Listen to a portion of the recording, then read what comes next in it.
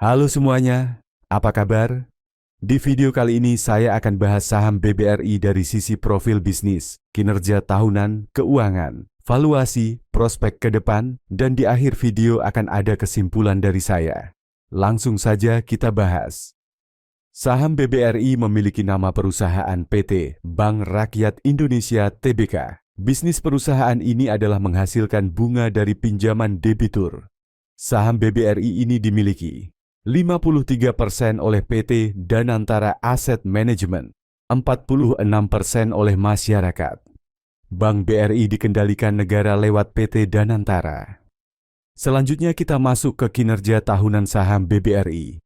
Ini tabel kinerja keuangan yang saya ringkas dari tahun 2007 sampai sekarang. Saya hanya ringkas bagian yang terpenting saja. Tahun 2023 ke bawah, kinerja Bank BRI sangat baik.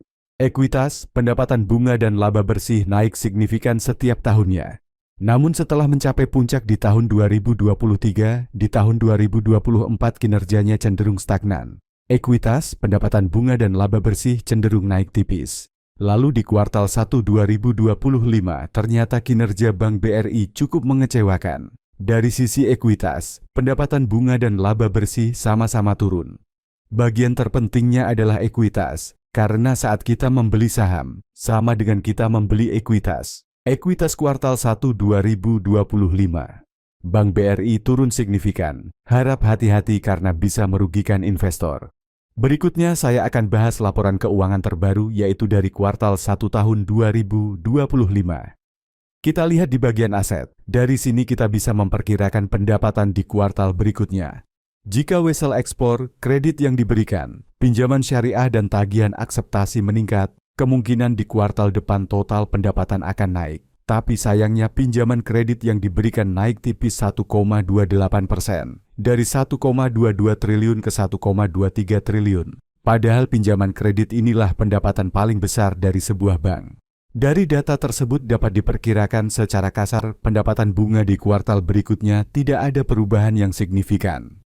Kemudian kita lihat perbandingan simpanan nasabah dengan kredit yang tersalurkan. Simpanan nasabah ada 1,42 triliun rupiah, sedangkan kredit yang tersalurkan sebesar 1,23 triliun rupiah sekitar 87% dari simpanan nasabah. Ini cukup oke, karena idealnya 80% sampai 92%. Jika simpanan terlalu banyak dan dana yang tersalurkan di bawah 80% atau banyak dana menganggur, akan membahayakan bank.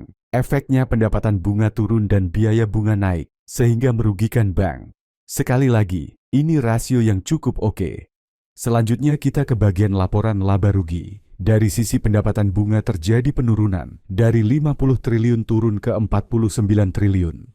Laba bersihnya juga turun, dari 15 triliun turun ke 13 triliun. Ini pertanda buruk jika tidak ada perbaikan di kuartal 2 tahun 2025 ini.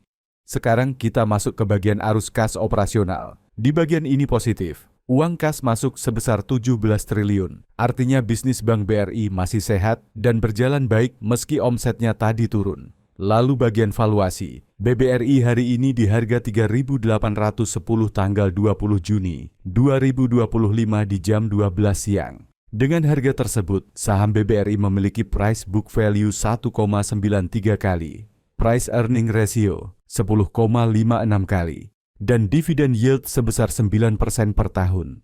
Valuasi BBRI di harga 3.810 tergolong murah dan dividennya sangat besar sekali. Sangat cocok untuk investasi jangka panjang 5-10 tahun ke atas. Selanjutnya mengenai prospek pertumbuhan Bank BRI. Dilihat dari data kredit yang tersalurkan dan kinerja kuartal 1 yang turun, ada kemungkinan di kuartal 2 tidak bergerak banyak atau turun tipis.